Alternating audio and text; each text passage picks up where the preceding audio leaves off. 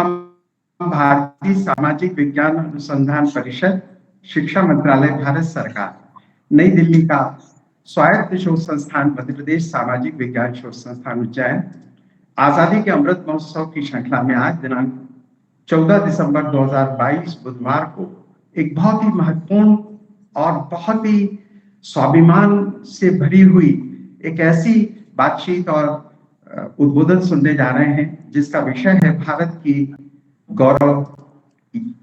गौरव यात्रा के संदर्भ में। और इस विषय पर जो वेबिनार रखा गया है उसमें हम आप सबका हार्दिक स्वागत और अभिनंदन करते हैं, इस अपेक्षा के साथ कि आज हमें बहुत अच्छा भारत के अतीत, वर्तमान और भविष्य को लेकर जो इसका गौरव हो और हम लोग विश्व के आध्यात्मिक गुरु की महिमा से मंडित हैं। हमारा अतीत भी बहुत अच्छा स्वर्णिम था, वर्तमान में भी हमने स्वतंत्रता प्राप्त की और आजादी का अमृत चक्र कर हम उसका उत्सव मना रहे हैं और हमारा भविष्य भी बहुत तेजी से वैसा ही होगा जैसा हमारा अतीत था।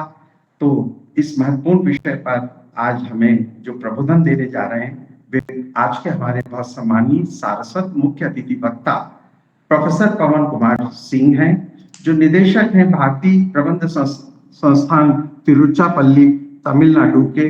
वे आज के इसकी अध्यक्षता कर रहे हैं। मध्य प्रदेश सामाजिक शोध संस्थान के अध्यक्ष और आचार्य प्रोफेसर गोपाल शर्मा जी, जो विक्रम विश्वविद्यालय की राजनीति विज्ञान, लोक प्रशासन, मानव अधिकार अध्ययनशाला के अध्यक्ष रहे हैं, वे आज के सारस्वत अध्यक्ष हैं। हम मध्य प्रदेश सामाजिक विज्ञान शोध संस्थान के युवा और निरंतर इसको ऊंचाइयों पर स्थापित करने वाले निदेशक, जो बहुत ही अथक परिश्रम के साथ इन आयोजनों से न केवल जुड़े रहते हैं बल्कि संस्थान के परचम को आप तक ये आवाज बनकर और इस श्रृंखला के अमृत वचनों को आप तक पहुंचाने का महनीय योगदान दे रहे हैं। ऐसे यतीन सिंह जी सिसोदिया जी का स्वागत करते हैं और उनसे हम ये अनुरोध करते हैं कि वे अपने स्वागत वक्तव्य और इस महनीय अमृत महोत्सव श्रृंखला के आयोजन पर प्रकाश डालें और इस कार्यक्रम का शुभारंभ करें।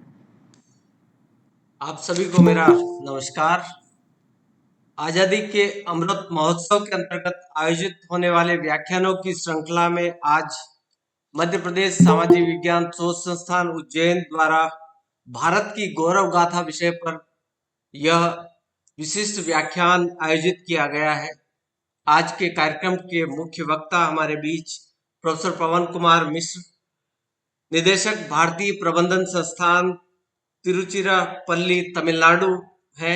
आप एक लब्ध प्रतिष्ठित विद्वान हैं, आप एक एलोक्वेंट ओरेटर हैं। यह हमारा सबका सौभाग्य है कि आज हम सबको आपका सानिध्य प्राप्त होगा। आज के इस कार्यक्रम की अध्यक्षता कर रहे हैं संस्थान के अध्यक्ष प्रोफेसर गोपाल कृष्ण शर्मा जी, और मैं सर्वप्रथम प्रोफेसर पवन कुमार सिंह जी का संस्थान के इस आभासी पटल पर हृदय से स्वागत और अभिनंदन करता हूं कि आपने हमारे निमंत्रण को स्वीकार किया और आप हमारे बीच हैं।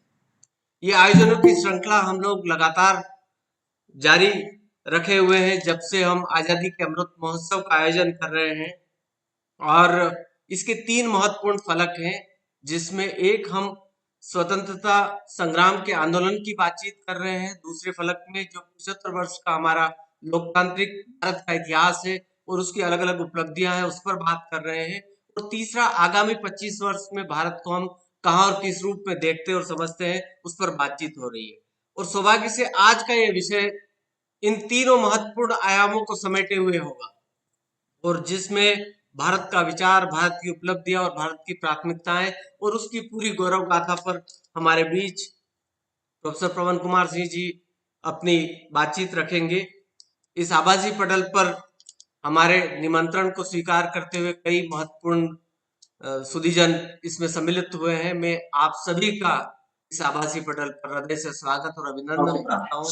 और एक ही दस्तावेज है तो आपके साइन से सत्यापित, ठीक है, बाकी इस कार्यक्रम को आगे बढ़ाने के लिए एक बार पुनः अनुरोध कर रहा हूँ इस कार्यक्रम के संयोजक प्रोफेसर शैलेंद्र पारासर जी से कि वे इस गतिविधि को आगे बढ़ाएं।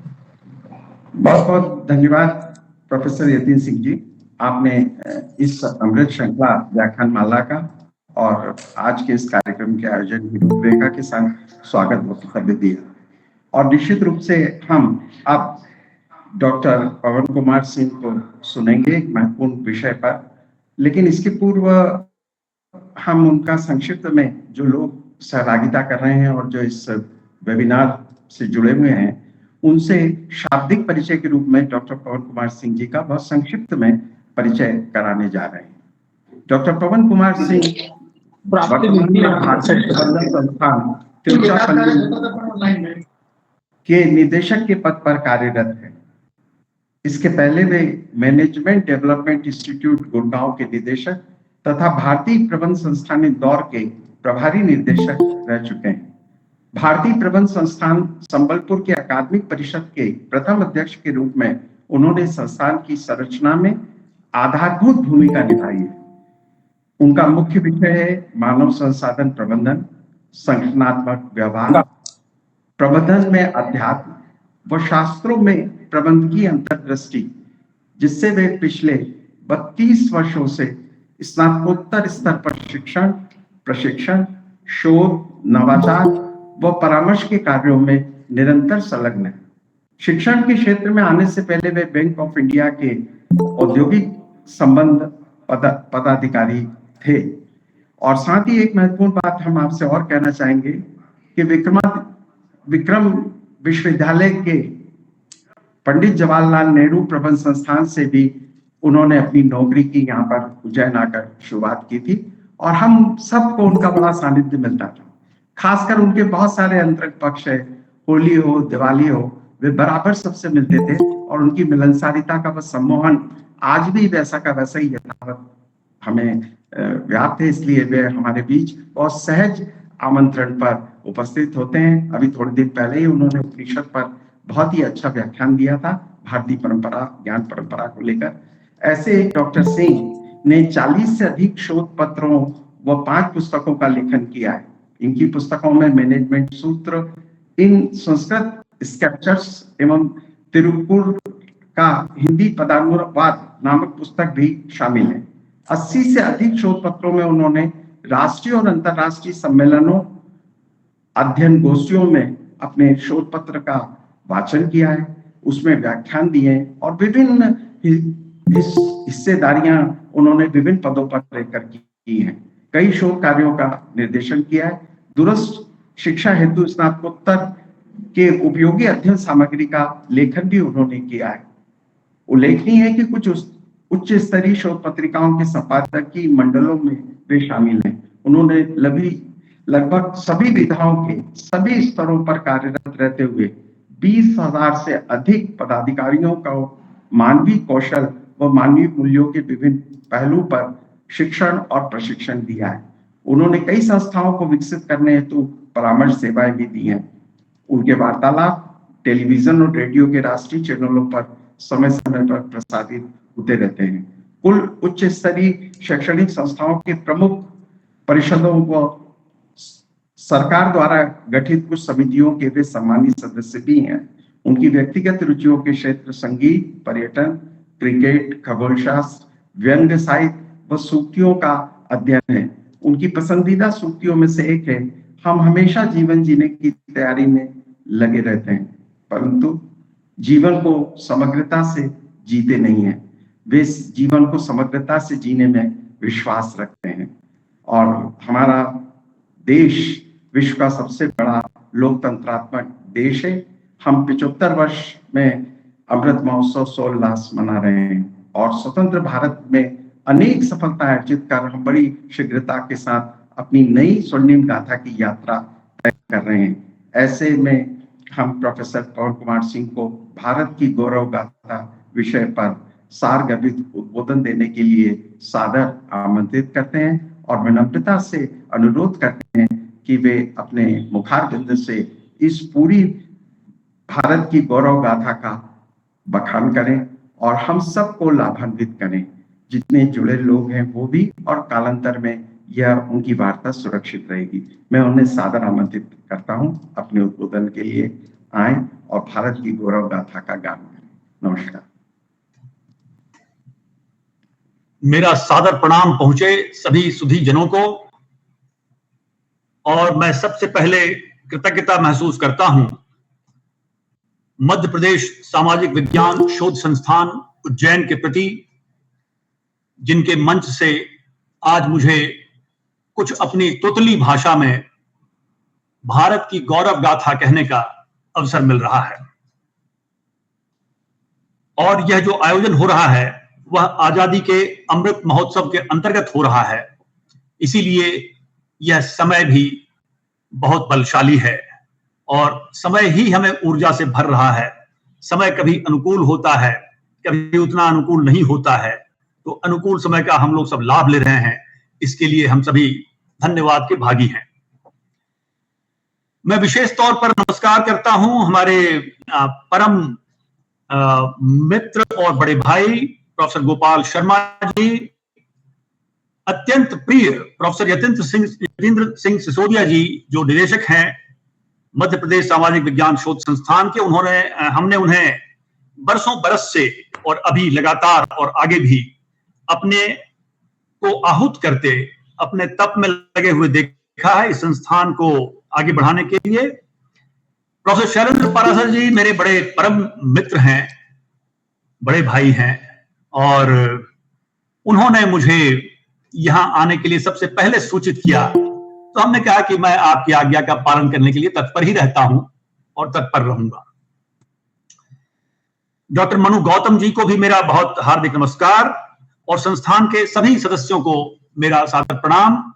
इसके साथ साथ मैं देख रहा हूं कि विभिन्न क्षेत्रों से भारत के और उज्जैन के भी अत्यंत सुधी और ज्ञानी जन यहां बैठे हुए हैं। मैं कुछ लोगों को देख पा रहा हूं और उज्जैन ऐसी भूमि है जिसने मुझे चलना सिखाया अकादमिक क्षेत्र में।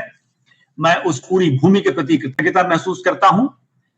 आगे बढ़ूं इससे पहले कि 2-3 मेरा विनम्र अनुरोध रहेगा। पहली बात तो ये कि डॉक्टर यतीन्द्र जी से मैं पूछना चाहूंगा कि समय 4 बजे तक है, तो क्या व्याख्यान को 3:57-58 तक ले जाया जाए या 3:45-50 तक रोका जाए, ताकि प्रश्नोत्तरी भी है कुछ, इसके बारे में जरा संकेत करें।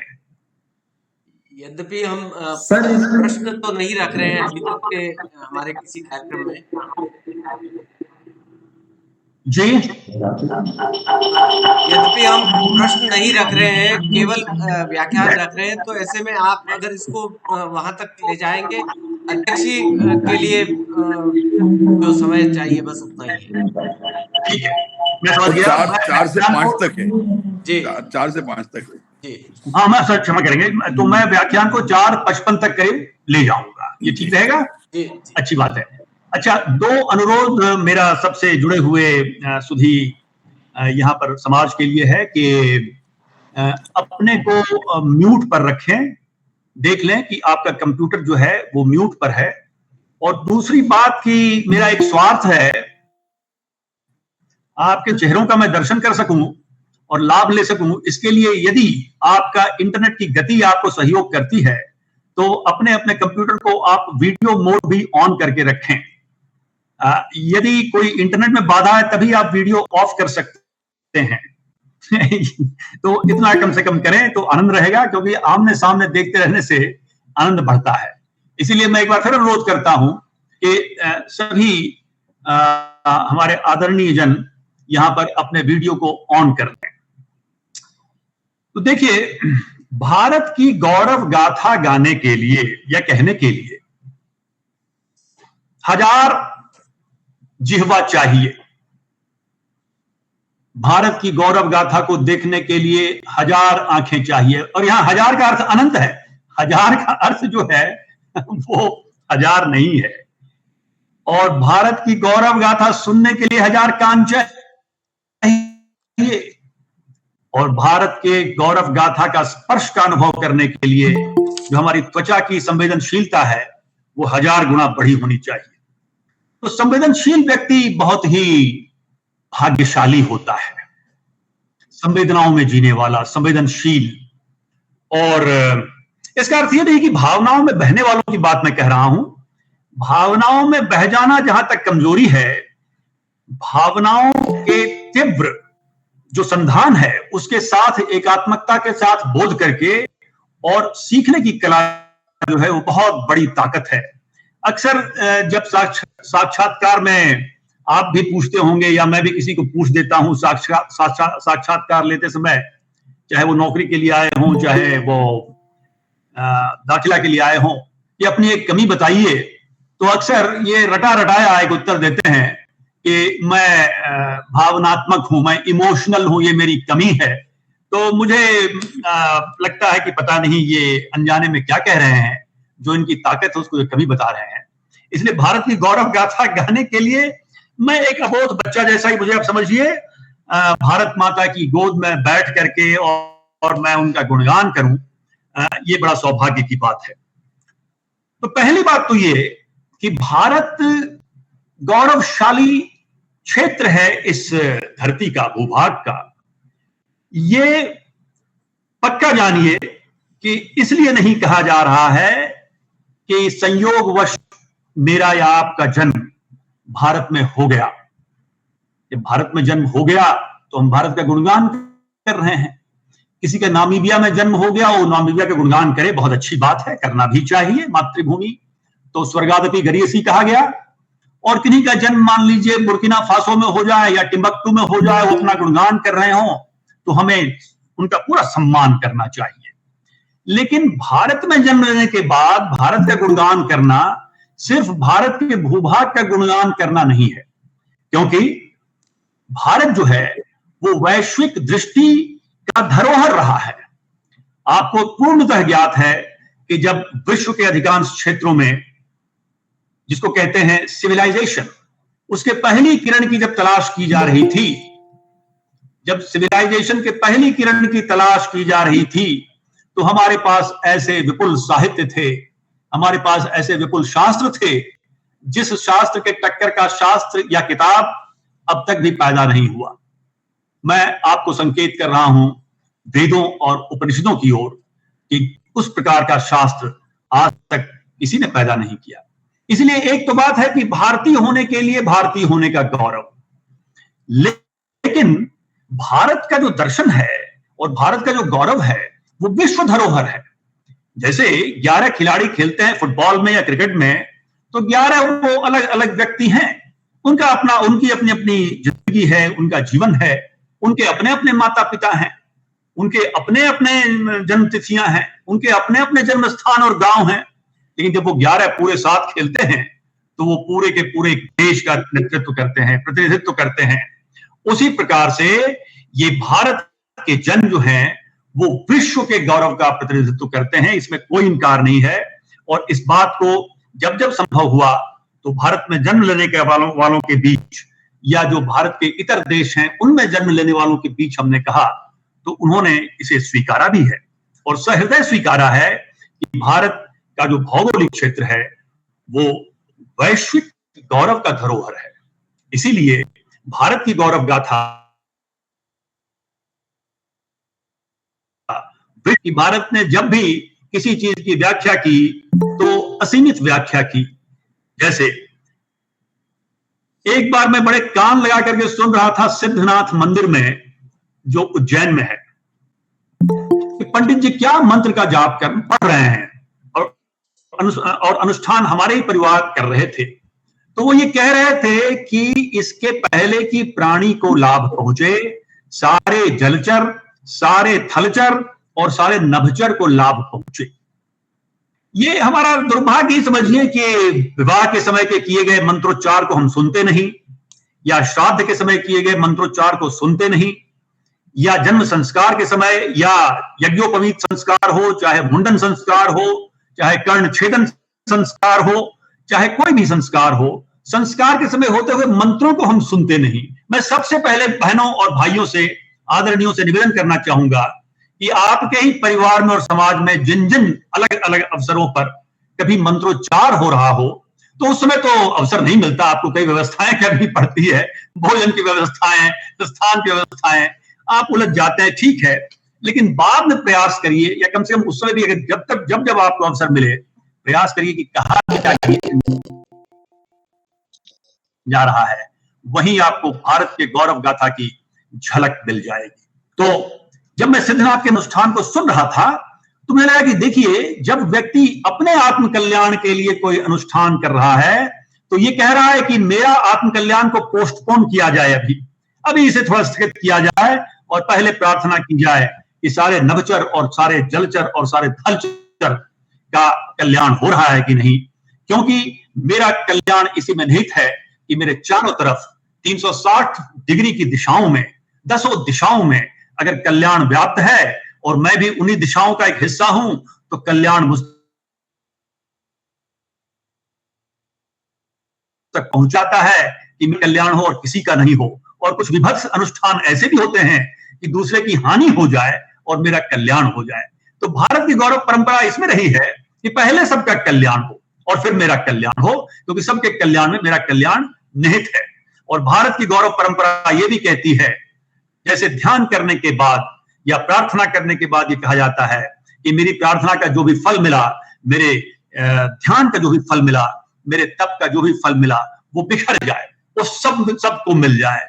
तो इस तरह की जो दृष्टिकोण है वो और आपको कहां मिलेगा? भारत में मिलेगा। और पूरी दुनिया हमसे सीख रही है। भारत में जन्म लेने का एक दुर्भाग्य भी है इसको अन्यथा न लीजिएगा। दुर्भाग्य यह है कि जैसे ही हम कहेंगे भागवत गीता में ये कहा गया है, तो आप सबसे पहले यही समझेंगे, आप मतलब आप नहीं, मैं एक संकेत कर रहा हूं, यहां भागवत गीता बोल रहे हैं, ये किताब तो मेरे घर के फलाने कोने में रखी हुई है। जैसे ही उपनिषद का नाम लिया, हाँ ठीक है, उपनिषद तो हम जानते हैं, वो एक किताब है पुरानी, कोने में कहीं रखी हुई है। या रामायण, हाँ मेरे पास है, लाल कपड़े में बांध करके रखी हुई है। ये जो पढ़ने की किताब है, ये जो गुनने की किताब है, जिसको श्रवण मनन और निधिध्यासन से गुजर ही जाना चाहिए, क्योंकि श्रवण मनन निधिध्यासन की प्रोसेस ये भारत ने ही बताई। इसके बारे में विदेशियों ने हमसे सीखा कि कैसे सीखा जाता है। पहले सुना जाता है और सुनने का अर्थ पढ़ना भी यहाँ है, श्रवण फिर मनन फिर निधिध्यासन। तो ये दुर्भाग्य मैं कह रहा था कि हम जाने अनजाने ये मान लेते हैं कि क्योंकि हमने इस किताब का जो है पृष्ठ देखा है, ऊपर का कवर देखा है, इसका प्रिंटर को हम जानते हैं, तो जानते हैं, लेकिन ऐसा नहीं है। इसीलिए कई ऐसे जो सुधी जन हैं विश्व के चारों कोने में फैले हुए हैं, जो हमारी एक एक पंक्तियों में, एक एक पंक्तियों के एक एक कॉमा में, कोलन में, पूर्ण विराम में, हर जगह वो खोजते रहे भारत की परंपराओं में क्या गौरव गान किया गया है या ज्ञान की किस परंपरा को बताया गया है। तो हमारा भारत जो है, अगर आप गीता के 18वें अध्याय के 45वें श्लोक को लें, उसमें पूर्णतः विश्वास करता है। और हम उसी के आयाम की थोड़ी व्याख्या करेंगे कि यह सूत्र गीता का 18वां अध्याय 45वां श्लोक की पहली पंक्ति क्या कहता है। ये कहता है, स्वे स्वे कर्मण्य अभिरतः संसिद्धिं लभते नरः। अपने अपने कर्मों में संलग्न होकर यह नर जो है, ये या जो मानव जगत है, वो सिद्धियों का लाभ करता है अपने अपने कर्मों में लग करके। यानी कि कर्म योग करने के लिए कर्म की गुणवत्ता नहीं देखनी है, जिस कर्म को कर रहे हैं उसकी गुणवत्ता बढ़ा देनी है। यही हमारी भारतीय परंपरा कह रही है। और इस भारत की गौरव गाथा में मैं कहना चाहूंगा कि इस पंक्ति को जीने के लिए लाखों करोड़ों लोगों ने लगातार अपने आप को झोंका। किसी ने शोध के क्षेत्र में झोंका, किसी ने अपने अध्ययन के क्षेत्र में अपने आप को झोंका, किसी ने अध्ययन फैलाने के क्षेत्र में, किन्हीं ने सामाजिक व्यवस्थाओं का ताना बाना बुनने के प्रयास में अपने को झोंका। कोई राजनीतिक व्यवस्थाएं बनाने के लिए पूरी तरह से संलग्न रहे, जीवन भर संलग्न रहे। कोई ऐसे व्यक्ति रहे जो जहां भी कोई सामाजिक तनाव हो उसको दूर करने में लगातार लगे रहे। कोई ऐसे व्यक्ति रहे जो दुश्मन अगर आंख दिखाए तो ठीक है, हम अहिंसा में विश्वास करते हैं, लेकिन दिनकर में भी विश्वास करते हैं कि क्षमा शोभती उस भुजंग को जिसके पास गरल हो, उसको क्या जो दंतहीन विषरहित विनीत सरल हो। इसलिए हम अपनी शौर्य गाथा को अगर देखें, क्योंकि गौरव गाथा के अंदर शौर्य गाथा भी आती है, तो शौर्य गाथा को देखें तो कितने कितने लोगों ने, लाखों लाखों लोगों ने अपने बलिदान दे करके इस भारत की भूमि की सुरक्षा भी की। तो हर आयाम में हम वो होता है और तत्पर है कि आप सबको कह रहा है, सीमा पर खड़ा हमारा जवान और हमारी बहनें भी अब वहां हैं, वो कह रही हैं, वो कह रहे हैं कि आप तो सुरक्षित रहें, आप अपने अपने कार्यों में लगे रहें, हम आपके लिए हैं, हम यहाँ खड़े हैं। तो हम भारतीय होने के नाते अगर अपने अपने दिए कार्य में गीता के इस सूत्र के अनुसार अगर लगे रहें तो हमारे लिए, सीमा पर खड़े जवानों के लिए सबसे बड़ी कृतज्ञता का ये परिचायक होगा। इसलिए अगर हमसे पूछा जाए कि हमारे जवानों के लिए कृतज्ञ होने का सबसे सही उपाय क्या है, तो सबसे सही उपाय तो यह है कि यदि अवसर मिले, उनको कुछ सहायता पहुंचाने की आवश्यकता आ ही पड़े तो हम पहुंचाएं, लेकिन हम अपने अपने कर्मों में लगे रहें, निरत रहें, कर्मयोगी बने, तो इसमें सबसे ज्यादा उनके प्रति कृतज्ञता प्रकट की जाती है।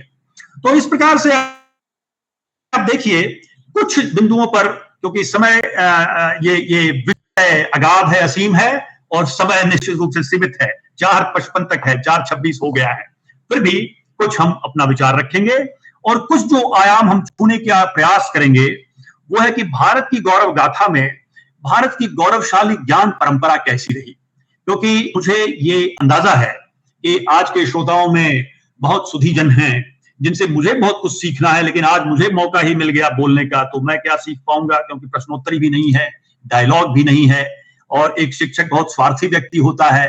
वो जब भी कक्षा में जाता है तो सोचता है कि विद्यार्थी सीख ले तो बोनस, अन्यथा मेरा सीखना तो बेसिक और डीए ही है, वो पक्का होना चाहिए पहले, बाकी विद्यार्थी सीख ले तो बोनस। मैं तो इसी मानसिकता से कक्षा में जाता हूं और ये समझता हूं कि इस कक्षा में मैं और मेरे विद्यार्थी हैं। विद्यार्थियों को इस कक्षा में आने के लिए फीस देनी पड़ती है और मुझे इस कक्षा में आने के लिए थोड़ी बहुत बढ़िया एक तनख्वाह मिल जाती है, जिससे मेरा जीवन यापन और सामाजिक सम्मान भी हो जाता है। तो किसी भी कक्षा में शिक्षक जो है वो पहला विद्यार्थी है। तो इसमें कुछ जो आयाम को छूने का प्रयास करूंगा वो है भारत की गौरवशाली भारतीय ज्ञान परंपरा। दूसरा आयाम होगा जाज्वल्यमान्य इतिहास में सन्निहित शौर्य की गाथा, और तीसरा होगा सामाजिक, आर्थिक एवं राजनीतिक व्यवस्थाओं की गाथा, और चौथा अर्थपूर्ण जीवन जीने की कला देने वाले इस भारत भूमि की गाथा। तो सबसे पहले देखिए कि सबसे ताकतवर हथियार जो है, उसको हथियार में कहा जाए, कुछ और कह सकते हैं, वो है ज्ञान। और ज्ञान को सृजन करने में, ज्ञान को विस्तार देने में और ज्ञान को अप्लाई करने में, जिसको अंग्रेजी में कहा जाए assimilation of knowledge, dissemination of knowledge, creation of knowledge and implementation of knowledge, इन चारों में भारत ने अपने मापदंड खड़े किए हैं। आज भी मापदंड कायम है, बस ये हुआ है कि पिछले गिने चुने 200 वर्षों में एक झीना पर्दा सामने आ गया है। तो पर्दे के पीछे की चीज धुंधली दिख रही है, और हमारे और आपके ऐसे व्यक्ति का यह कार्य है कि उस झीने पर्दे को हटा दिया जाए, पर्दा खोल दिया जाए, और फिर ये देखा जाए कि जो यथार्थ में ज्ञान उपलब्ध है वो कैसा है। तो फिराक गोरखपुरी की मुझे पंक्ति याद आती है। रघुवर सहाय फिराक गोरखपुरी ने भारत के बारे में कहा था, 1896 का उनका जन्म था, इससे आप अंदाजा लगा सकते हैं उन्होंने कब कहा होगा कि ऐ दुनिया की सबसे पुरानी कौम, तुझको सलाम, ऋषियों ने दिए तुझे वह राजे तवाम, कहते हैं जिसे रूहे रवाने तहजीब, मुजमर हैं जिनमें जिंदगी के पैगाम। तो वो इशारा कर रहे हैं, ऐ दुनिया की सबसे पुरानी कौम, सलाम, सलाम कर रहे हैं देश को। ऋषियों ने दिए तुझे वह राजे तवाम। ऋषि कहते हैं मंत्र दृष्टा को, ऋषियों मंत्र दृष्टा, जो सत्य को न सिर्फ लिख पाते हैं, बोल पाते हैं, समझ पाते हैं, वो सत्य को हर अणु में तैरते हुए देखते हैं। जैसे ईथर है या वायु को तो हम देख नहीं पाते, लेकिन वो सत्य को उस प्रकार देख पाते हैं। सत्य कितना कितना पतला, कितना विरल, कितना सूक्ष्म होता है, फिर भी जो उसको देखने की क्षमता रखता हो वो ऋषि हैं, और हम ऋषि परंपरा से आए हैं। ये हमारी गौरव गाथा है, जिन्होंने सत्य को देखा है, सिर्फ समझा है नहीं, वो देखते हैं। जैसे मैं अपने मान लीजिए इस इक्विपमेंट को, एक छोटी सी घंटी जैसी है, उसको मैं देख रहा हूं, वो सत्य को देखते हैं।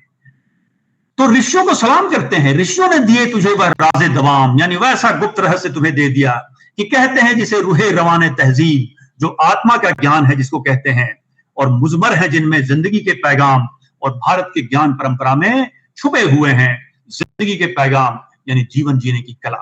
इसीलिए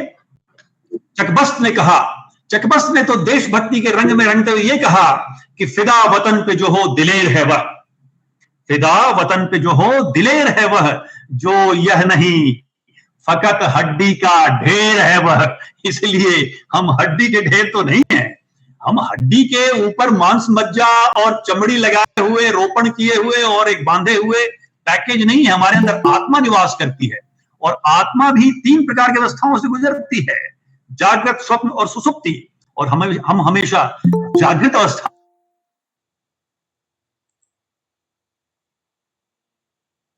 में रहते हैं। यही है हमारे लोगों ने कहते हैं कि 4 प्रकार के युग होते हैं, सतयुग, त्रेता और द्वापर और कलयुग, और हमने किन्हीं को बता दिया।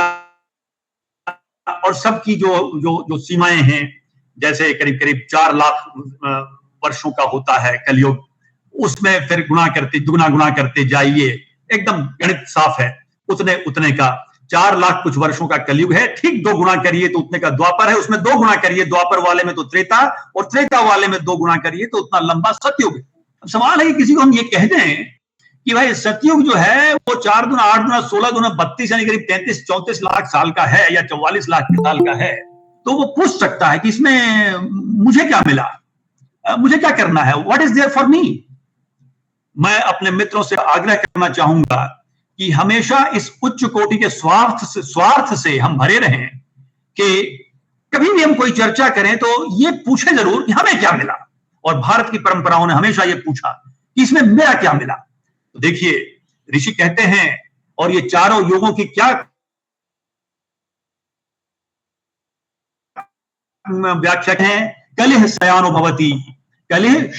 भवति संजिहानस्तु द्वापरः उत्तिष्ठन् स त्रेता भवति कृते संपद्यते चरण चरैवेति मंत्र हम लोगों में से सभी ने सुना है, लेकिन ये मंत्र जो है ये कुछल्ला भाग है। ये मंत्र का एक पूरे सूत्र का कुछल्ला भाग है। पिछला कुछल्ला नहीं, मैं उसको कम नहीं कह रहा हूं, पीछे का भाग है। पूरा भाग यही है। क्या कहता है पूरा भाग? वो कहता है, और यहां हम इस चारों युगों की व्याख्या से स्वयं जीवन में क्या करना चाहिए भी सीख लेते हैं। तो कह रहे हैं कि कलिह शयानो भवति, जब भी आप सोए हुए रहते हैं तो कलयुग आपके जीवन में चल रहा होता है। छोड़िए कलयुग चल रहा है कि नहीं चल रहा है, आपके जीवन में चल रहा है कि नहीं चल रहा है, इसको देख लीजिए। तो कलिह शयानो भवति, जब आप सोए रहते हैं तो आप जो है कलयुग में रहते हैं। संजिहानस्तु द्वापरः, उठ के बैठने को संस्कृत में संजिहानस्तु कहा गया है। जब आप उठ करके बैठ जाते हैं तो आपके जीवन में द्वापर युग का आगमन हो गया होता है। और उत्तिष्ठन् स त्रेता भवति, जब आप उत्तिष्ठत हो जाते हैं, खड़े हो जाते हैं, तो आपके जीवन में त्रेता युग का प्रादुर्भाव हो गया होता है। और जब खड़े होने के बाद कृते संपद्यते चरण, कृत कहते हैं कृत युग को, कृत युग यानी सतयुग, और सतयुग तब आता है जब संपद्यते चरण, जब आप अपने लक्ष्य की ओर चरण को, कदम को बढ़ाना शुरू कर देते हैं, आरंभ कर देते हैं, तो आपकी जीवन में सत आ जाता है। इसीलिए कहा गया चरैवेति, ताकि हमेशा हम सतयुग में ही प्रतिस्थापित रहें, उसी में हम संलग्न रहें। तो ऐसी परंपराओं से हम गुजरते हैं। और आप पाएंगे कि भारतीय ज्ञान परंपरा, जैसे मैं बहुत ही विनम्र भाव से कहना चाहूंगा, आप किसी भी शास्त्र को लीजिए और रैंडमली, जिसको अंग्रेजी में कहते हैं रैंडमली, एक पन्ना पलटिए। हो सकता है 346वां पन्ना आ गया हो, अगर वो 800 पन्ने का शास्त्र है। रैंडमली आप पलटिए, और अगर वो शास्त्र है भारत का, तो आप पाएंगे कि जिस विषय वस्तु का प्रतिपादन किया जा रहा है वो तो किया ही जा रहा है। हो सकता है वहां कोई कथा कही जा रही हो, या सामाजिक परिदृश्य का चित्रण किया जा रहा हो, या राजनीतिक विश्लेषण किया जा रहा हो, या अध्यात्म की चर्चा की जा रही हो, या जिसकी व्याख्या नहीं हो सकती उसकी व्याख्या करने का प्रयास किया जा रहा हो, यानी ब्रह्म की व्याख्या का प्रयास किया जा रहा हो। उपनिषद सारा का सारा ब्रह्म की व्याख्या का प्रयास है, क्योंकि ब्रह्म की व्याख्या हो नहीं सकती, क्योंकि वो व्याख्या से अतीत है। तो कोई भी किताब है, उसका अपना एक पर्पस है, उद्देश्य है। रैंडमली पन्ना पलटिए, उसमें एक चीज आपको हमेशा लगातार मिलेगा, आपके आत्म विकास का सूत्र मिलेगा ही मिलेगा। मैंने तो प्रयास करके देख लिया, कई बार प्रयास किया और देखा कि अपनी बात तो शास्त्र अपने चैप्टर के अनुसार तो कर ही रहा है, शास्त्र जिस चीज के लिए कमिटेड है उसकी बात तो कर ही रहा है, लेकिन आत्म विकास की चर्चा वहां गुथी हुई है। जिस प्रकार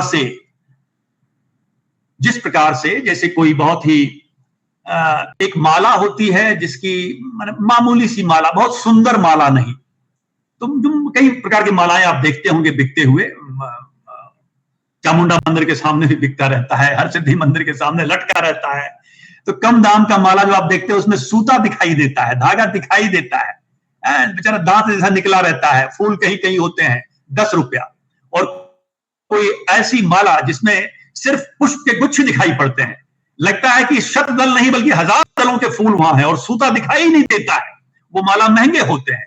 लेकिन महंगी मालाओं में भी जो सूता है, जो धागा है, उसका जो उपयोग है उससे कोई इनकार नहीं कर सकता, क्योंकि उस धागा के बिना वो माला नहीं रहेगा, वो सिर्फ पुष्प का एक छोटा सा एक टीला जैसा बन जाएगा।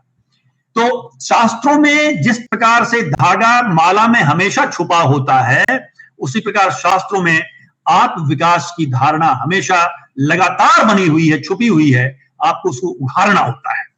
और वो उघाड़ने का काम हमें शास्त्र को निवेदित करके ही करना होता है। इसीलिए भारतीय ज्ञान परंपरा में जितने शास्त्र लिखे गए वो वार्षिक कैलेंडर की तरह नहीं है कि लटका दिया और 12 महीने तक शोभा पाई वो कैलेंडर, अब बदलने वाला है वर्ष तो बदल दिया कैलेंडर को, बदल दिया किताब को, नहीं, बार बार वहां जाना पड़ेगा। जैसे कि एक आईना होता है, एक दर्पण होता है, अक्ष होता है, वो आईना हमेशा नया रहता है। अच्छी गुणवत्ता का आईना अगर आपके घर में 20-30 साल से है तो आप कभी नहीं कहते कि अरे ये आईना तो पुराना हो गया। आईना पुराना नहीं होता। जब आप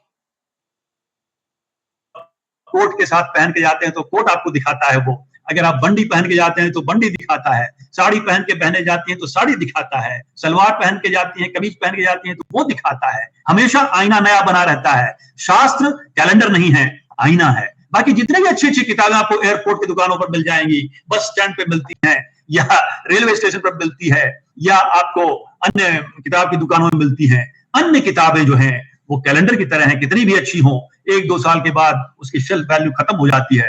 शास्त्र की शेल्फ वैल्यू कभी समाप्त नहीं होती, वो अनंत है। इसीलिए इस ज्ञान परंपरा को देने वाली भारत भूमि की गौरव गाथा कहने के लिए मैं एक बहुत ही तुच्छ व्यक्ति हूं, लेकिन फिर भी थोड़ी सी उसमें मैं अपना प्रकाश डालता हूं।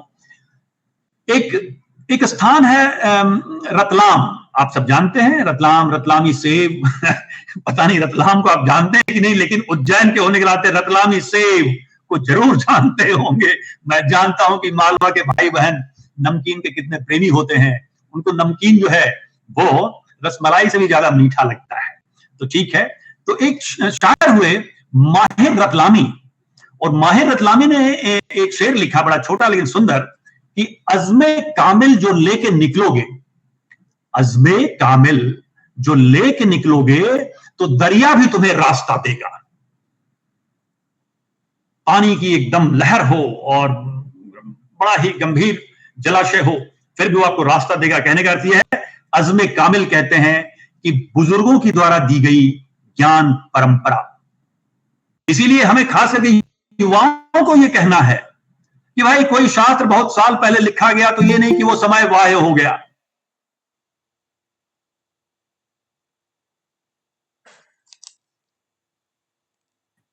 या वो तो अलग बात है, आप शास्त्र को ही ना दें, लाल कपड़े में बांध दें तो फिर शास्त्र का दोष नहीं है। इसलिए अज़्मे कामिल जो लेके निकलोगे दरिया भी तुम्हें रास्ता देगा। और यहां मैं शास्त्रों के बहुत ज्यादा फहरिस्त को नहीं गिनाना चाहता, लेकिन फिर भी ये बताना चाहता हूं कि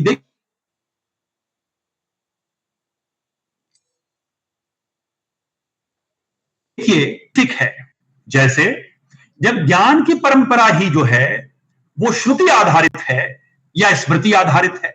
श्रुति उन शास्त्रों को कहते हैं जिसमें आत्म परिचय का बोध होता है, और स्मृति उन शास्त्रों को कहते हैं जिससे समाज में, परिवार में रहने की कला समझ में आती है, जिसमें कोड ऑफ एथिक्स होता है, जिसमें सोशल वैल्यूज होते हैं, उन्हें स्मृति कहते हैं। और श्रुति उन स्तर तक आती ही नहीं।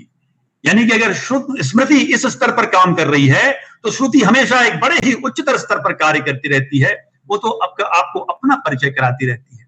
मैं अक्सर अपने मित्रों को कहता हूं जो बड़े बड़े पदों पर हैं कि ठीक है दिखाइए आपका विजिटिंग कार्ड, तो विजिटिंग कार्ड देते हैं।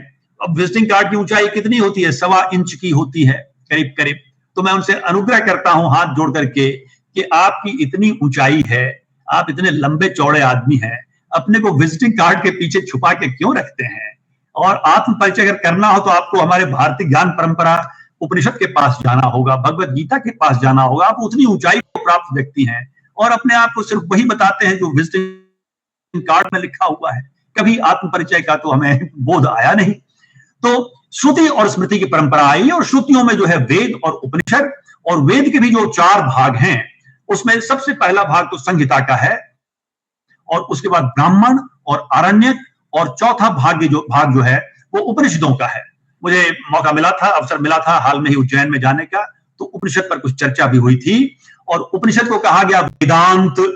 अब वेदांत जो है वेद का अंत नहीं है, लास्ट चैप्टर ऑफ वेद नहीं है। कहीं कहीं वेद किसी चैप्टर का ये लास्ट चैप्टर भी है, लेकिन वेदांत का अर्थ वेद का अंतिम भाग नहीं है। वेदांत का अर्थ वो है जहां वेद की पराकाष्ठा का अब समापन हुआ और उसके आगे अब कहने को कुछ बचता नहीं, यानी जो कहा जा सकता है वो सब कहा जा चुका। और एक बात मैं, और कई बातें कुछ जब दिमाग में आती है मैं कहता चलता हूं कि कोई भी शास्त्र आपको गर्भगृह में नहीं ले जाती है। मेरे बड़े ही सीमित अध्ययन के आधार पर कह रहा हूं, कोई भी शास्त्र, चाहे कोई भी शास्त्र हो, आपको गर्भगृह के अंदर नहीं ले जाती है, लेकिन गर्भगृह के बाहर की अंतिम चौखट तक ले जाती है। इसलिए शास्त्रों को नमन। लेकिन शास्त्र की भी अपनी सीमाएं हैं, इसीलिए तत्व चिंतन और भी आगे ले जाता है। शंकराचार्य ने कहा कि तत्व चिंतन जो है वो शास्त्र चिंतन से भी उत्तम है, और तत्व चिंतन से ही परमात्मा का बोध होता है। तो कई उपनिषद हुए, जिसमें से मैं सूचित करता चलूं 194 उपनिषद उपलब्ध हैं। खोजिएगा तो 194 उपनिषद मिलेंगे। और इसके अलावा 44 उपनिषद ऐसे हैं जिसके सिर्फ नाम उपलब्ध है, उसका कोई भी फॉर्म उपलब्ध नहीं है, मूल में उपलब्ध नहीं है। तो 194 प्लस 44 जो हुआ 238, उतने उपनिषद के हम नाम जानते हैं। और उपनिषदों की परंपरा ये रही है कि ये श्रुतियों से आगे बढ़ी है। और साइंटिफिक, मैंने कहा कि भारतीय, देखिए भारत की गौरव इसमें है कि हम साइंटिफिक हैं। जब भी आपको एक समझिए कि एक जनरेशन से दूसरे जनरेशन, तीसरे जनरेशन, चौथे जनरेशन तक ज्ञान को ले जाना है, वो अलिखित है और वो ले जाना है श्रुतियों और स्मृतियों के आधार पर, तो उसको कम शब्दों में प्रकट करने का उसका तरीका होना चाहिए। वो याद रखने लायक बनाया जा सके उसका तरीका होना चाहिए। इसीलिए हमारा लेखन अधिकांश पद्यात्मक हो गया। हालांकि कुछ उपनिषद गद्यात्मक भी हैं, लेकिन अधिकांश उपनिषद पद्यात्मक हैं, क्योंकि पद में याद करना आसान है। इसीलिए तो वेदांग जिसको कहते हैं, वेदांत कहते हैं उपनिषद को, और वेदांग कहते हैं वैसे 6 शास्त्रों को जिसको पढ़ने बाद ही वेद समझ में आते हैं। और वेदांग में एक शास्त्र का नाम है छंद, क्योंकि बिना मीटर के, छंद के याद कैसे रहेगा, और परंपरा दर परंपरा ये चीजें आगे कैसे बढ़ेंगी। इसलिए इसमें एक साइंटिफिक दृष्टिकोण आप देखिए कि क्यों हमारे अधिकांश जो लेखन हुए वो पद्यात्मक हुए, क्योंकि पद्यात्मक लेखन याद करने में, स्मृति करने में, सुनने में और आगे ले जाने में सहायक होती है। तो ये सब कुछ मैं खाली संकेत करता चला जा रहा हूं। और भारतीय ज्ञान परंपरा में फिर श्रुतियां आई, 6 दर्शन आए, 2 इतिहास की किताबें आई, महाभारत और रामायण। इसके अलावे आपको कई स्मृतियां आई, 23 स्मृतियां बाजार में उपलब्ध हैं। 24वां मेरे ख्याल से मुझे नहीं मिला, पिछले 35 साल की खोज में जाती रहती है। 2 पर उज्जैन में हंसते थे। मैं उज्जैन विश्वविद्यालय में कार्यरत था, 6.5 साल रहा। 2 व्यक्ति मुझ पर हंसते थे। एक व्यक्ति जो है वो बस स्टैंड जो रेलवे स्टेशन के सामने है, वहां से एक रास्ता अंदर जाता है, उधर एक धार्मिक किताब की दुकान थी, वो व्यक्ति मुझ पर हंसता था। और एक कृष्ण गोपाल भक्ति सेंटर करके, भक्ति किताब पुस्तक सेंटर करके है, वो आपको जो एक कृष्ण जी का मंदिर है, जो मुख्य पुराना उज्जैन है, जहां पर कृष्ण जी का मंदिर है मस्जिद के पीछे, और उस मंदिर के बगल में कई मेहंदी की किताब की मेहंदी की दुकानें हैं, उसके बगल में कृष्ण गोपाल भक्ति भंडार है, किताब की दुकान। ये दुकान वाला मुझ पर हंसता था, इसलिए कि उज्जैन की भूमि ने मुझे बहुत मौका दिया, बहुत अवसर दिया, और बहुत लाभ तो नहीं उठा सका, लेकिन सब कुछ गंवा के भी नहीं लौटा वहां से। इसलिए हंसते थे लोग कि मोटी मोटी 10 किताबें खरीद के पिछले सप्ताह ही हम गए हैं उनके यहां से, अगले सप्ताह फिर मुंह उठा के चले आए उनके पास, या फलानी किताब चाहिए, तो पहले तो दे देता था, मैं खरीद लेता था। जब ये सिलसिला 2-3 बार हुआ तो हंसता था कि सर पिछली बार जो ले गए थे वो पढ़ लिया क्या? तो हमने कहा नहीं, पढ़ा तो नहीं, अभी जमा कर रहे हैं, अभी देखेंगे। तो दोनों हम पर हंसते थे, और उनका हंसना मेरे लिए बड़ा ही, समझिए एक तरह से क्या कहा जाए, निधि है मेरे लिए। तो याद आया तो मैं ये कहता भी चलूंगा, क्योंकि उज्जैन के हमारे बहुत से सुधी श्रोता भी जुड़े हुए हैं और उज्जैन का ये प्लेटफॉर्म है। तो 23 स्मृति उपलब्ध है, और स्मृतियों को पढ़ने से हमें बहुत लाभ होता है। 3 स्मृतियां जो है वो बहुत महत्वपूर्ण है, मनुस्मृति और याज्ञवल्क्य स्मृति और पराशर स्मृति। बाकी और 20 स्मृतियां भी पढ़ी जा सकती हैं। हमने 23 से आंखें गुजारी हैं, कोई हमारा क्लेम नहीं है। मैं किसी शास्त्र को जानता हूं, मेरा कोई क्लेम नहीं है, लेकिन शास्त्र के हजारों हजारों पन्नों से आंखें गुजारी हैं, जो समझ में आया है उसको थोड़ा लिखा, उसको थोड़ा कहते हैं, उसको थोड़ा मनन करते हैं।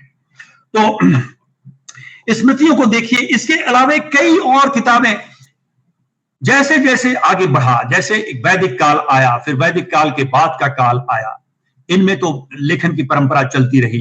इसके बाद आप देखिए कि गौतम बुद्ध जब आए, और ये करीब 550 साल पहले आए ईसा के, और उसके बाद गौतम बुद्ध जब आए तो 2 तरह की किताबें आपको मिलती हैं, उस दृष्टिकोण से मैं कह रहा हूं। एक किताब जो समाधि को प्राप्त व्यक्ति नहीं है उसके द्वारा लिखा गया और दूसरी किताब वो होती है जो उनके द्वारा लिखा गया हो, जो समाधि को प्राप्त व्यक्ति हो। और भारतीय परंपरा ने हमेशा समाधि को प्राप्त जो हो चुका हो उसके लेखन को ज्यादा महत्व दिया है। उज्जैन विश्वविद्यालय का जो चिन्ह है उसी में दिया गया है ईशावास्योपनिषद का एक सूत्र, जिसमें कहा गया है कि अविद्या मृत्यु तारकम विद्यामृत मश्नुते। इसमें जो विद्यामृत मश्नुते है वो विक्रम विश्वविद्यालय के स्मृति चिन्ह नहीं, जो चिन्ह है, जो उसका एम्बलम है, जो उसका लोगो है, उसमें लिखा हुआ है। और वही ईशावास्योपनिषद में संकेत है कि ज्ञान 2 तरह का होता है। एक सांसारिक ज्ञान जिससे जगत में आदमी अपने आप को उपभोग में लाने योग्य वस्तुओं को पैदा करता है, जीवन को ठीक ढंग से जीता है, उसको कहा गया अविद्या। उपनिषद की भाषा में अविद्या मृत्यु तारकम विद्यामृत मश्नुते, और विद्या से अमृत का फल चखा जाता है। सिर्फ विद्या से ही, और विद्या को ब्रह्म विद्या कहा गया, और किसी विद्या से अमृत का फल नहीं चखा जाता है। लेकिन बाकी विद्याओं को भी सलाम, फिजिक्स को सलाम, केमिस्ट्री को, जियोलॉजी को, जूलॉजी को, फाइकोलॉजी को, साइकोलॉजी को, सोशियोलॉजी को, फिजिक्स को, एस्ट्रोनॉमी को, केमिस्ट्री को, सबको सलाम, क्योंकि सारी विद्याएं मिल करके हमें जीवन में सहूलियत पैदा करती हैं। लेकिन सहूलियत पैदा करने से अमृत नहीं मिलता, अमृत तो सिर्फ ब्रह्म विद्या से मिलता है। और इस वाक्य को, ईशावास्योपनिषद को, विक्रम विश्वविद्यालय ने भी लिया। तो पहला विश्वविद्यालय जिसने मुझे शिक्षक होने का मौका दिया। तो जब गौतम बुद्ध आए तो उन्होंने, जब कहते हैं कि जब वो एनलाइटेंड हुए, यानी कि बुद्धिज्म में जिसको निर्वाण कहा गया, या जैनिज्म में कैवल्य कहा गया, जोरास्ट्रियनिज्म में और मजदा कहा गया, इस्लाम में इल्हाम कहा गया, और सनातन धर्म में जिसको ब्रह्म दर्शन कहा गया, सत्य साक्षात्कार कहा गया, या आत्मस्मरण कहा गया।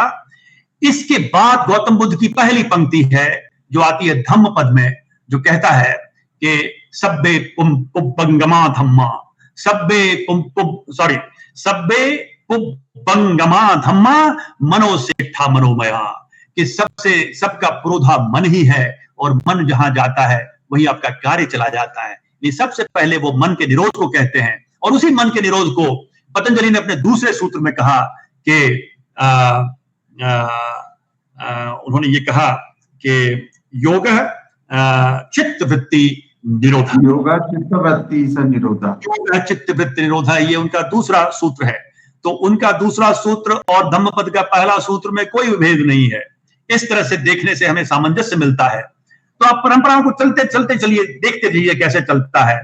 कि सबसे पहले हम चले गौतम बुद्ध से, और गौतम बुद्ध के बाद और उसी समय गौतम बुद्ध और महावीर समकालीन थे। महावीर करीब करीब 25 या 40, इस बीच का जो भी आप अंक ले लें, उतने वर्ष बड़े थे उम्र में गौतम बुद्ध से, और दोनों राजगीर में रहते थे। बाद में गौतम बुद्ध राजगीर से चलते चलते ढुंगेश्वरी गुफा से होते हुए वो बोधि वृक्ष पर चले आए, बोध गया चले आए, और वृक्ष के नीचे उनको आत्मज्ञान प्राप्त हुआ। तो वहां से जो परंपरा चली, लेखन की परंपरा चली, उसके बाद आविर्भाव होता है पूरा, और तब तक कई उपनिषद लिखे जा चुके थे। और उसके बाद आप ये देखें कि करीब ईसा से 300 वर्ष पूर्व फिर एक चमकदार सितारे का उदय होता है चाणक्य का, और जो अर्थशास्त्र लिखते हैं, और अर्थशास्त्र का अर्थ होता है अंग्रेजी में इकोनॉमिक्स। अब आजकल हमारी ऐसी स्थिति हो गई है, कहना पड़ता है कि अर्थशास्त्र का अर्थ होता है इकोनॉमिक्स, राजनीति शास्त्र का अर्थ होता है पॉलिटिकल साइंस। अर्थ नहीं होता है, ये तो उसका अंग्रेजी अनुवाद होता है, लेकिन क्या करें। तो चाणक्य ने जो अपने अर्थशास्त्र लिखे, वो सिर्फ अर्थशास्त्र नहीं है, वो सिर्फ इकोनॉमिक्स नहीं है, वो पॉलिटिक्स भी है, वो पॉलिटिकल इकोनॉमी भी है, वो सोशियोलॉजी भी है, और वो इंडोलॉजी भी है, वो धर्मशास्त्र भी है। देखिए, चाणक्य ने एक बहुत अच्छी बात कही।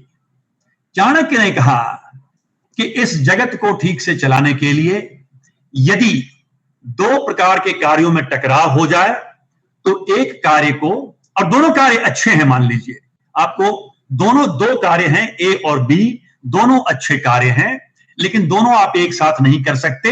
एक को करने के लिए दूसरे का त्याग करना ही पड़ेगा। तो उस परिस्थिति में किस कार्य को छोड़ा जाए, किस कार्य को किया जाए, इसके लिए वो मापदंड देते हैं, और हमें इस मापदंड को आज अप्लाई कर सकते हैं, आज नहीं कल भी कर सकते हैं। और चाणक्य आज से 2400 साल पहले हुए, आज से 2400 साल बाद भी ये सूत्र जीवंत रहेगा। वो कहते हैं कि छोटी छोटी उपलब्धियों का त्याग कर देना चाहिए बड़ी बड़ी उपलब्धियों के लिए, यदि दोनों उपलब्धियां साथ नहीं हो सकती और एक का त्याग दूसरे के लिए आवश्यक हो। और उद्देश्य के मामले में अगर छोटा उद्देश्य और बड़ा उद्देश्य दोनों एक साथ सध रहा हो तो दोनों को साधिए, लेकिन यदि किसी उद्देश्य को मान लीजिए आपको छोड़ना पड़े तो छोटे छोटे उद्देश्यों को छोड़ देना चाहिए बड़े बड़े उद्देश्यों को साधने के लिए। इसलिए वो संकेत करते हैं कि परिवार की भलाई के लिए अपना स्वार्थ छोड़ देना चाहिए, समाज के हित के लिए परिवार के हित का भी त्याग कर देना चाहिए, देश के हित के लिए समाज के हित का त्याग कर देना चाहिए, वैश्विक मानवता के लिए किसी भी क्षुद्र हित का त्याग कर देना चाहिए। लेकिन अंत में जो कहते हैं उसको एंटी क्लाइमेक्स कहते हैं। वो कहते हैं कि सबका त्याग तो कर दिया, शायद वसुधैव कुटुंबकम की ओर भी इशारा कर रहे हैं, वसुधैव कुटुंबकम की ओर भी तो इशारा वो कर ही रहे हैं कि वैश्विक जगत के कल्याण के लिए। लेकिन अंत में कह रहे हैं कि आंतरिक शुद्धि को करने के लिए आपको अन्य सभी कार्यों का त्याग कर देना चाहिए, क्योंकि इनर प्योरिटी के बिना आप किसी भी कार्य को करेंगे तो उसमें आपका पर्सनल एजेंडा आ सकता है, कार्य दूषित हो सकता है। इसीलिए हड़बड़ाइए नहीं कार्य करने के लिए, कार्य करने के पहले चित्त शुद्धि कर लीजिए, फिर कार्य को करिए। भगवत गीता में कृष्ण ने कहा कि सभी कार्य में दोष होते हैं। अच्छा, किसी अकर्मण्य को हम लोग ये कहते हैं ये सूत्र, तो उसको एक बल मिल जाएगा कि गीता में तो कहा गया है कि किसी कार्य का आरंभ ही मत करो। आरंभ करेंगे नहीं कि दोष हो जाएगा। गीता में कहा गया सर्वारंभेण ही दोषेन धूमेन अग्नि आवृता, कि सभी कार्यों के आरंभ में कोई ना कोई दोष हो ही जाता है। जैसे मान लीजिए हम मंदिर का निर्माण करने जा रहे हैं, बहुत अच्छा कार्य है, लेकिन खुदाई करेंगे तो वहां रहने वाले कुछ जीव तो गए बेचारे, तो हम उस कार्य को रोक भी सकते नहीं, खुदाई करेंगे तो जीव चला जाएगा, मंदिर नहीं बनाएंगे। लेकिन मंदिर बनाना है तो खुदाई करनी है, कुछ ना कुछ हानि हो सकती हो जाए, जाने में भी हो जाए, अनजाने में भी हो जाए। तो गीता में कृष्ण ने कहा, और कितना देखिए हमें ताकत दे दिया हमें ऊर्जाओं से संचालित कर दिया और ये कहा कि सर्वारंभेण ही दोषेण धूमेन अग्नि आवृता, कि सभी कार्यों के आरंभ में कोई ना कोई दोष होता ही है।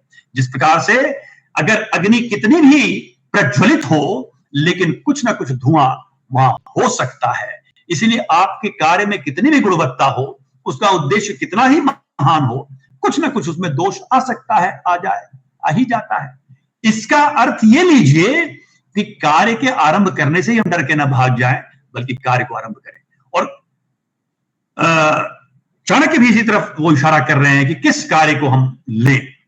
चाणक्य की परंपरा के बाद जब चंद्रगुप्त मौर्य आ जाते हैं, मौर्य वंश आ जाता है, अशोक भी अपनी पराकाष्ठा में जीते हैं, उसके बाद एक ऐसा भारत की गौरव गाथा में एक ऐसा काल आता है जिसके बारे में करीब करीब हम भुला बैठे हैं, लेकिन हमें उसको याद करना चाहिए।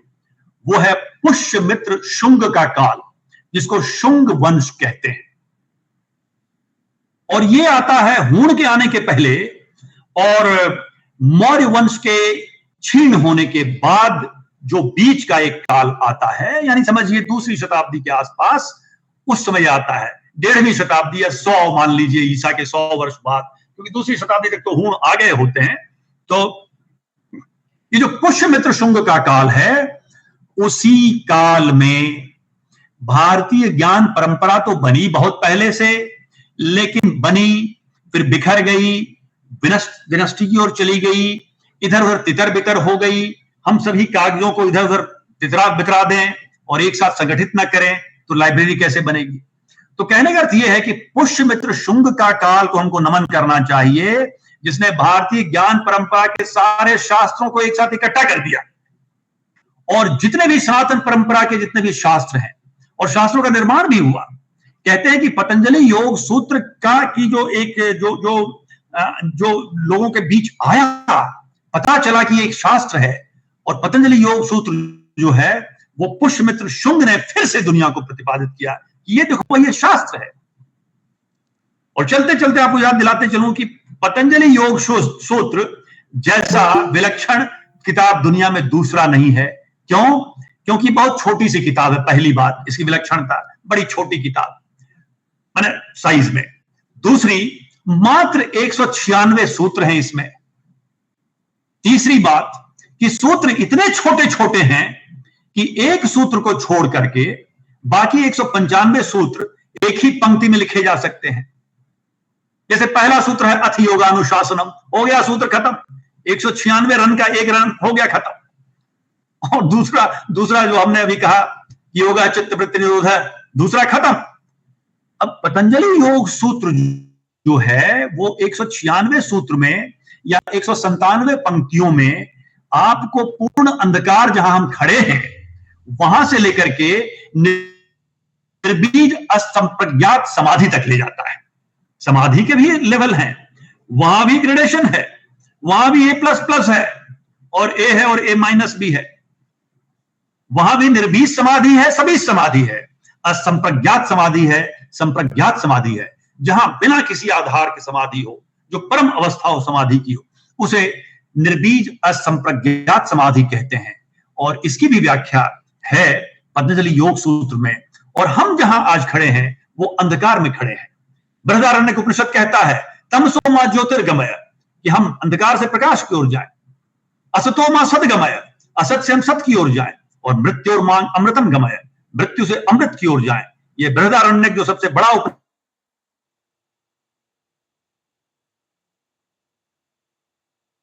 है साइज में। हमें जब आप जैसे हम योग के रास्ते पर चले नहीं, अभी अंधकार में खड़े हैं, और 197 पंक्ति के बाद 196 सूत्र के बाद आप असंप्रज्ञात निर्बीज समाधि को प्राप्त कर रहे हैं। क्या ऐसी किताब दुनिया में दूसरी है?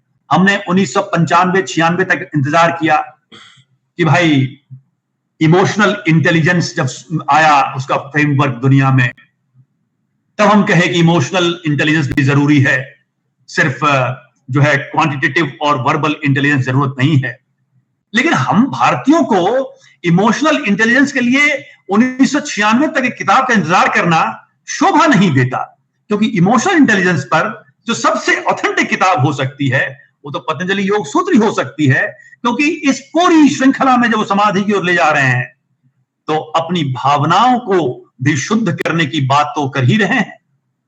जैसे वो कहते हैं कि मैत्री करुणा मुदित उपेक्षा नाम सुख दुख पुण्य अपुण्य विषयानाम भावनातः चित्त प्रसादनम।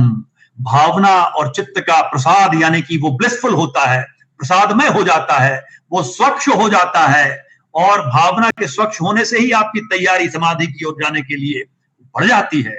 तो हमें याद रखना चाहिए कि हमारे पास कोहिनूर था और हम छोटे छोटे कंकड़ों को लेकर के, मैं आपको अतिशयोक्ति नहीं कह रहा हूं, कई बार मैं पाता हूं इसको, मैं किसी के सामने कह सकता हूं कि हमारे शास्त्रों की एक एक पंक्ति तराजू पर एक तरफ रख दी जाए, एक पंक्ति, और मोटी किताब बेस्ट सेलर अगर उसी विषय वस्तु से संबंधित है तो रख दी जाए तराजू के दूसरी तरफ, तो मोटी किताब का पलड़ा ऊपर चला जाएगा, यानी वो हल्का है, एक एक सूत्र भारी पड़ेगा। तो पतंजलि कहते हैं कि मित्रता का भाव रखिए उनके प्रति जो सुखी हैं, करुणा का भाव उनके प्रति रखिए जो दुखी हैं, एक आनंद का भाव और बहुत ही एक एक्सटेसी कहते हैं डिलाइटफुलनेस का भाव उनके प्रति रखिए जो गुणवान हैं, और उपेक्षा का भाव उनके प्रति रखिए जो दुष्ट हैं। और इस प्रकार से अलग अलग भाव अलग अलग व्यक्तियों के प्रति रखने से आपकी जो चित्त है वो शुद्ध होगी। इसीलिए मेरे विचार से हमें मन से शायद ये निकाल देना चाहिए जिसको इम्पार्शियलिटी कहते हैं, जिसको कहते हैं कि बिल्कुल सधी हुई हमारी आंख है, मैं कोई किसी के साथ पक्षपात नहीं करता। पक्षपात नहीं करने का अर्थ ये नहीं होता है सबके साथ एकदम बराबर व्यवहार। पक्षपात नहीं करने का अर्थ होता है सबके साथ समानुपातिक बराबर व्यवहार। ये पतंजलि भी इसको इंगित करते हैं, क्योंकि आप सबके साथ एक व्यवहार नहीं कर सकते। आप गौतम बुद्ध और अंगुलीमाल के साथ एक ही व्यवहार नहीं कर सकते। आप संत और असज्जन के बीच एक ही व्यवहार नहीं कर सकते। आनुपातिक समानता की बात की गई है और पतंजलि वहां कहते हैं। खैर, मैं था करीब करीब दूसरी शताब्दी के आसपास, पुष्यमित्र शुंग को और शुंग वंश को नमस्कार, जिन्होंने हमारी भारत के गौरव की सुरक्षा की। और उसके बाद आगे चलते हैं तो चौथी पांचवी शताब्दी तक आते आते भारत अपनी गौरवशाली परंपरा की पराकाष्ठा पर पहुंच जाता है जब वो गुप्त काल आता है। और गुप्त काल के आने के बाद फिर शंकराचार्य का 8वीं शताब्दी आता है। उसके बाद आप चले तो शौर्य गाथा आती है, आपको पृथ्वीराज चौहान की आती है। उसके बाद जो सूफी परंपरा भारत में आई, जिसमें से फरीद और बुल्ले शाह और कई हुए, उसी के बाद फिर कबीर का भी आविर्भाव होता है और निर्गुण और सगुण कवियों का आविर्भाव होता है। कबीर आते हैं और फिर तुलसी आते हैं, इसका आविर्भाव हुआ। और उसके बाद आज भी हो रहा है। ये सारी हमारी परंपराएं चलती रही, आगे चलती ही रही। लेकिन इन परंपराओं के बीच में, जैसा मैंने आपको संकेत किया, क्योंकि समय एकदम समाप्त ही हो गया है, वो जो झीना पर्दा है 200 वर्षों का, उसने हमारे ऊपर एक मोतियाबिंद की चादर बिछा दी है। इस मोतियाबिंद का ऑपरेशन करना पड़ेगा, और ऑपरेशन करते ही आपकी आंख में कोई दोष नहीं है, एक छोटा सा झीना पर्दा आ गया है, उसको हटाते ही, और उसके साथ हम कहें कि विश्व के किसी कोने में किसी प्रकार के ज्ञान का निर्माण हो रहा हो, हम उसको सलाम करते हैं, क्योंकि हम तो विश्व के धरोहर जब हैं तो हम तो विश्व सारा हमारा ही है। लेकिन हमारी अपनी परंपरा जो रही है, हमारे ज्ञान की परंपरा रही है, उससे हमें मोतियाबिंद का पर्दा हटा करके समझना होगा। आप गणित के क्षेत्र में लें, 9वीं शताब्दी 10वीं शताब्दी में बगदाद क्षेत्र था वैज्ञानिक अनुसंधानों का, और भारत तो था ही।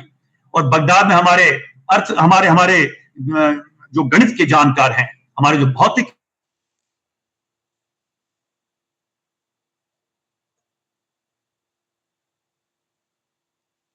के जानकार, रसायन शास्त्र जानते थे, हम खगोल तो जानते ही थे। उज्जैन के क्षेत्र से करीब 10-12 किलोमीटर उत्तर जो मंगलनाथ का क्षेत्र है, वहां पर वराह मिहिर, जिनका जन्म उज्जैन के ही 25 किलोमीटर दूर हुआ, उनकी पूरी मंडली अपने लगातार वर्षों बरस, और एक वंश के बाद दूसरा वंश लगातार वो आकाश को देखते देखते खगोल शास्त्र के सारे विज्ञान का निर्माण करते थे। ये सारी चीजें हमारी परंपराओं में आई, और इसको हम न भूलें।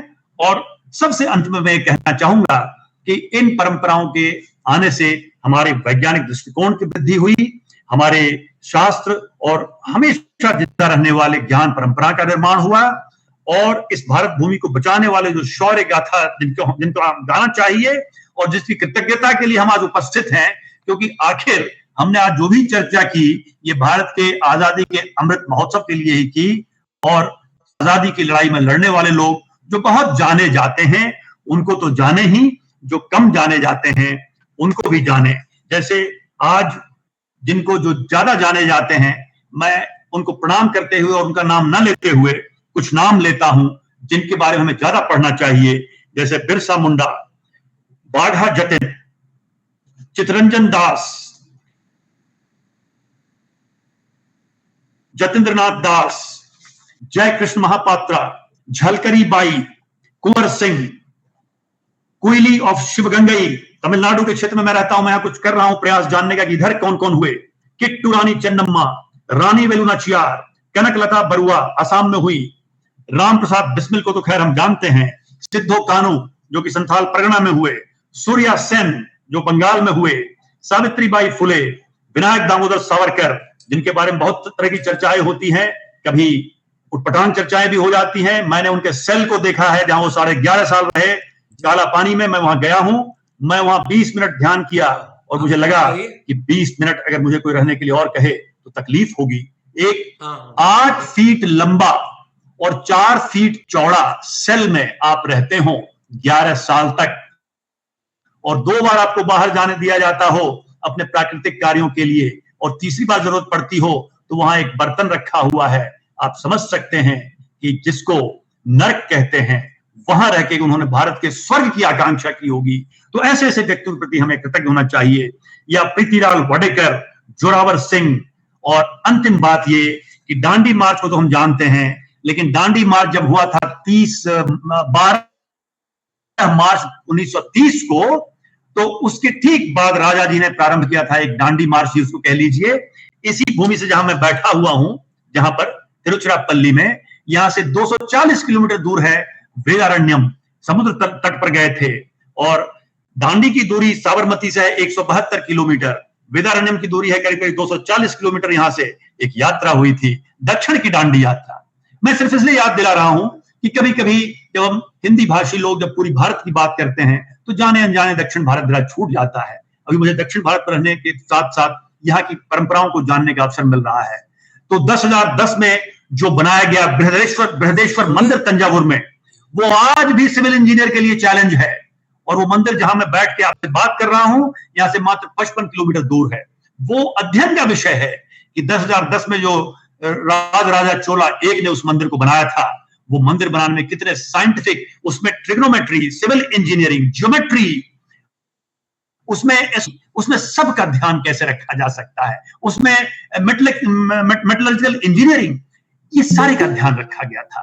तो हम पूरे भारत में हम सभी कृतज्ञ महसूस करें उन सभी योद्धाओं के लिए जो सीमा पर खड़े हैं, जो विज्ञान की प्रयोगशाला में खड़े हैं, जो शिक्षा की कक्षाओं में खड़े हैं, जो सड़क पे खड़े होकर के हमें यातायात की सुविधा दे रहे हैं, जो पुलिस है, जो सेना है, जो अर्धसैनिक बल है, सबके प्रति हम सम्मान जाहिर करते हुए, क्योंकि समय की समाप्ति की मर्यादा का मैं उल्लंघन पहले ही कर चुका हूं, फिर भी उसके लिए क्षमा मांगते हुए मैं अपने वक्तव्य को यहाँ समाप्त करता हूं और भारत माता के चरणों में और उनके गौरव गाथा का गान का अवसर देने के लिए अपने परम सुधी और परम हितैषी मित्रों को मैं सादर प्रणाम करता हूं। उज्जैन की भूमि को प्रणाम करता हूं। मेरा सादर अभिवादन स्वीकार करें। बहुत बहुत नमस्कार। आपने बहुत ही सुंदर तरीके से और बहुत ही ऐतिहासिक संदर्भों के साथ, भारतीय संदर्भों के साथ भारत की गौरव गाथा का यहाँ पर उद्बोधन दिया। हम तो अभी इसमें एक अर्थपूर्ण जीवन जीने की गाथा के संदर्भ में और सुनना चाहते थे। जो चौथा हिस्सा था आपने ज्ञान की परंपरा का बताया था, पर हमारी तृप्ति नहीं होती, क्योंकि हमें इन सारे ज्ञान जो आपने पढ़ा है, इसका अमृत यदि हमारी अंजलि भर मस्तिष्क तक पहुंचने में मिले तो हमें बड़ा आनंद मिलता। लेकिन आपके साथ रहकर फिर अगले व्याख्यानों में हम इस पर विस्तृत बात करेंगे। एक एक विषय और हजारों साल, लाखों साल की परंपराएं और गाथा का विवरण है, और इन्हें समय सीमा में नहीं समेटा जा सकता, क्योंकि बहुत व्यापक अर्थों में और बहुत अनेक सालों का यह परंपरा का ज्ञान है, गौरव गाथा है। और आपने गौरवशाली भारतीय ज्ञान परंपरा, जिसमें सामाजिक, आर्थिक, सांस्कृतिक, राजनीतिक, आर्थिक, ज्योतिर्लियमान इतिहास एवं उसमें सन्निहित शोध एवं अर्थपूर्ण जीवन जीने की व्याख्या को बहुत ही अच्छे ढंग से प्रस्तुत किया। हम आपके अनुग्रहित हैं। और अब मैं हमारे जो संस्थान मध्य प्रदेश सामाजिक शोध संस्थान है, उसके अध्यक्ष प्रोफेसर गोपाल शर्मा जी को आमंत्रित करता हूं कि वे अपने सारस्वत अध्यक्षीय उद्बोधन देकर हमें अनुग्रहित करें। बहुत बहुत धन्यवाद पवन कुमार सिंह जी, और बधाई भी। और ऐसा लगता है कि आप जब बोलते हैं, जब सोचते हैं, तो ऐसा लगता है वेद व्यास की आवाज सुनाई दे रही है। ऐसा लगता है कि तमाम ऋषि परंपराओं के प्रतिनिधि बोल रहा है, शंकर की आवाज सुनाई दे रही है। ऐसा लगता है कि पतंजलि स्वयं बोल रहे हैं, क्योंकि अद्भुत नॉलेज है आपका, अद्भुत ज्ञान है, अद्भुत समर्पित ज्ञान है आपका। आज के व्याख्यान का एक ऐसा लगता है कि एक अंश था आपके व्याख्यान का। आप लगातार एक श्रृंखला की तरह अपनी बातों को रख सकते हैं, इसमें कोई शक नहीं। हम सब लोगों के लिए बड़े गर्व का विषय है आप। मैं आपके प्रति आभार व्यक्त करता हूँ कि आपने पूरी ज्ञान परंपरा का छोटे छोटे अंशों में, कि आपको जो वो हंसता था दुकानदार, तो इसीलिए हंसता था, उसको लगता था कि कैसे आप इतना सब पढ़ लेंगे, पर आपने सारा पढ़ा है, गुना है, मना है, और आपने सोचा है उस पर लगातार।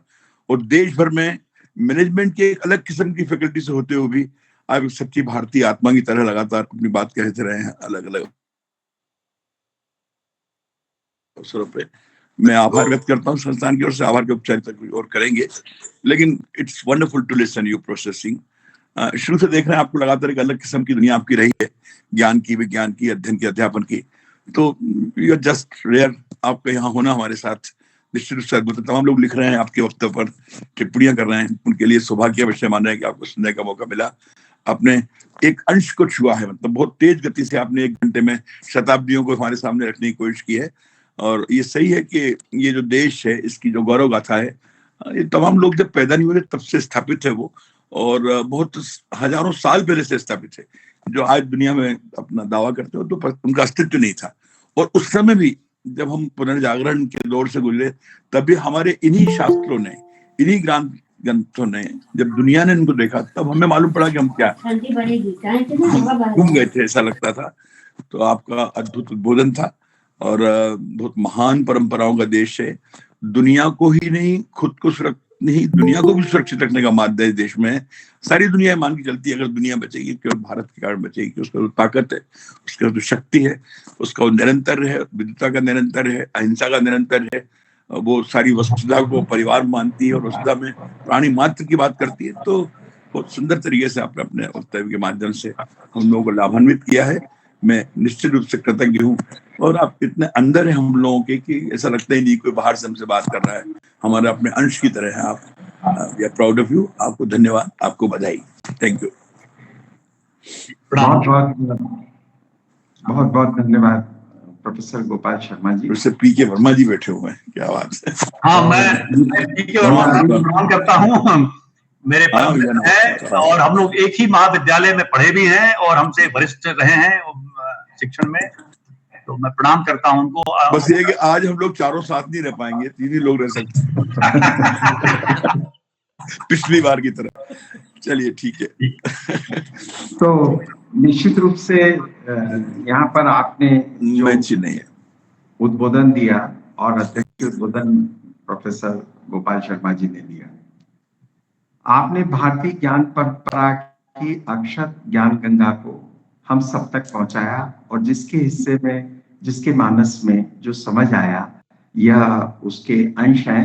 और हम बहुत सौभाग्यशाली हैं कि गुरुकुल महर्षि सांदीपनि की जो 5200 साल पुरानी ज्ञान परंपरा रही है, जहाँ जगत गुरु योगेश्वर श्री कृष्ण ने बलराम जी और सुदामा जी के साथ जो ज्ञान प्राप्त किया, उस पूरी परंपरा की धारा को आपने यहाँ पर बताया, और उसके शौर्य को, उसकी संस्कृति को, और उसके मनु गौतम आभार प्रदर्शन करने वाले थे, लेकिन वे कहीं गए हुए हैं, इसलिए मैं उनकी ओर से, संस्थान की ओर से, पूरे सभी लोगों की ओर से और सारे श्रोताओं की ओर से आपका आभार अभिव्यक्त करना चाहता हूँ कि इस तरह आप अपना कीमती समय को हमारे लिए निकालते हैं। तो हम इस निरंतर व्याख्यान माला की निरंतर को बनाए रखेंगे। आपको हृदय से आपको बहुत बहुत धन्यवाद कि आपने इतना अच्छा व्याख्यान देके हमको कृत किया। और यहाँ पर जो जुड़े हैं उन सबके हम आभारी हैं और उनसे अनुरोध करते हैं कि अगली जो हमारी 75 वर्ष के अमृत महोत्सव की श्रृंखला है उसमें हम अतिथि को बुलाएं, तो आप सब जुड़िए। उससे हमको अच्छा लगता है कि जितने लोगों तक हम ज्ञान के इस प्रवाह को पहुंचा सकें। उस अंतिम व्यक्ति को भी हम धन्यवाद देते हैं जिसने प्रत्यक्ष अप्रत्यक्ष सहयोग किया और यहाँ की व्यवस्थाओं से जुड़कर इसे आप सब तक पहुंचाया। जय हिंद, जय भारत। आपको पारशर स्मृति देखना होगी सर। मनु को मनुस्मृति। क्या ये बात, नाम है, थैंक यू वेरी नाम मच। है जो परंपरागत रूप से चले आ रहे हैं। थैंक यू नमस्कार। सर, नमस्कार। ठीक, प्रणाम।